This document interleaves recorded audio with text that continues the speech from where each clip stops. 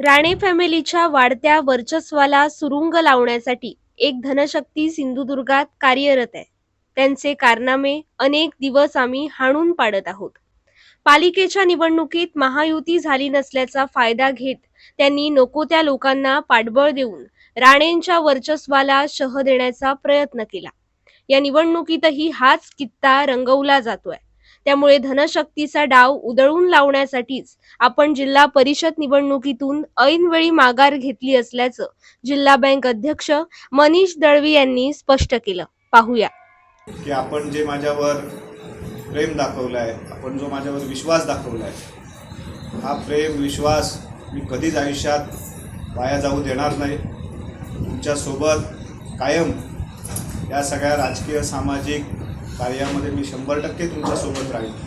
कारण तुमचा सगळ्यांचा विजय हा माझा विजय असेल अशा मानणाऱ्या कार्यकर्त्यांपैकी मी एक आहे. राजकारणामध्ये काम करत असताना काँग्रेसच्या जडणघडणीतून काम सुरू केलं. आदरणीय राणेसाहेब जेव्हा 2005मध्ये काँग्रेसमध्ये प्रवेश करते झाले आणि त्याच्यानंतर राणेसाहेबांबरोबर काम सुरू झालं आणि 2011पासनं आत्तापर्यंत आमची जवळजवळ 15-16 वर्ष आदरणीय राणेसाहेबांबरोबर, आदरणीय नितेश राणे साहेबांच्या सोबत किंवा निलेशजी राणे यांच्यासोबत सातत्याने या सगळ्या राजकीय प्रवासामध्ये काम करत राहिलो आहे.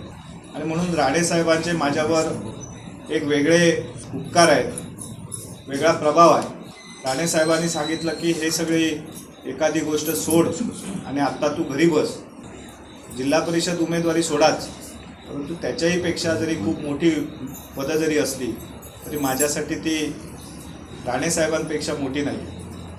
आणि म्हणून जेव्हा एखादी भूमिका घ्यावी लागते तेव्हा ते करत असताना माझा त्याच्यामध्ये काय फायदा आहे, माझा त्याच्यामध्ये काय तोटा आहे हे बघण्यापेक्षा माझ्याने त्याची मान उंचावली गेली पाहिजे, माझ्याने त्याची मान ही कायम ताट राहिली पाहिजे आणि त्याच्यासाठी माझं योगदान असलं पाहिजे, अशा विचाराचा मी एक सामान्य कार्यकर्ता आहे.